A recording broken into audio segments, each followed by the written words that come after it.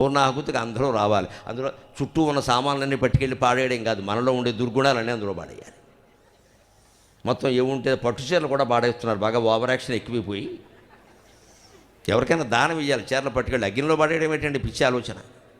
మనకు బాగా over action అలవాటు, పడాయి మొత్తం పడాయి, ఈ విషయమని కూడా పడేస్తే వదిలిపోతుంది. అసలు ఏది చెప్పినా అతి, అందులో ఉన్నది నీలో ఉండే కామ, క్రోధం, లోభం, మోహం, వాటిని దగ్ధం చేయబోయా అంటే ఊళ్ళో వస్తువులన్నీ పట్టుకొని అందులో భారతో దాని పుణ్యం అంటాం. ఇక్కడ ఇవన్నీ ఇలాగే ఉన్నాయి. ఇక్కడ ఈ కుడి శరీరం ఇలాగే ఉంది, అక్కడ ఏదో దగ్ధం చేసి ఏం కలిసి వచ్చింది, మన జీవితం ఏం మారింది?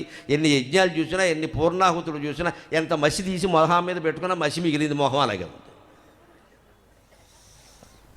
దగ్ధం చేయవలసిన దాన్ని దగ్ధం చేయాలి, కానీ ఊళ్ళో వస్తువులన్నీ పట్టుకొచ్చి దగ్ధం చేస్తారు. వస్తు సంస్కృతి పెరిగింది, మనకి వాస్తవం పోయింది.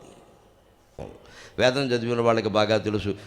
పూర్ణాహుతి చేస్తూ చెబుతారు, మంజురకారిషీన్నమో నమః, మంజురకారిషీన్నమో నమః, మన్యుఃకర్తానాకం కర్త, మన్యుఃకారయితానాకం కారయిత, మన్యుఃకరోతి నాకం కరోమి, ఏషవో మన్యుమన్యవే స్వాఖ.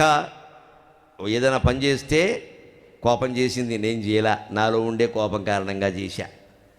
కోపమే కర్త, నేను కర్త కాదు. కోపమే ప్రేరేపించింది, నేను ప్రేరేపించలేదు. కోపమే చేసింది, నేను చేయలేదు. ఆ కోపం అనే దాన్ని, దిక్కుమాలిన కోపాన్ని ఈ యజ్ఞాగ్నిలో దగ్ధం చేస్తున్నా. పూర్ణాహుతి కార్యక్రమం ఎంత గొప్పదో ఆలోచించండి అమ్మ, ఎంత గొప్ప మంత్రాలు ఇవి. ఆ మంత్రాలకు అర్థం తెలిస్తే ఎంత ఆనందంగా చేస్తాను దాన్ని.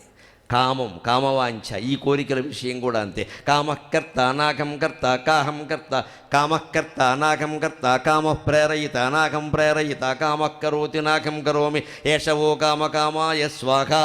నాలో ఉండే కామవాంఛ జీవితాన్ని ఇంత నాశనం చేసింది, కాబట్టి ఆ కామాన్ని నేను అగ్నిలో దగ్ధం చేస్తున్నా అని పూర్ణాహుతి నాడు దగ్ధం చేస్తా.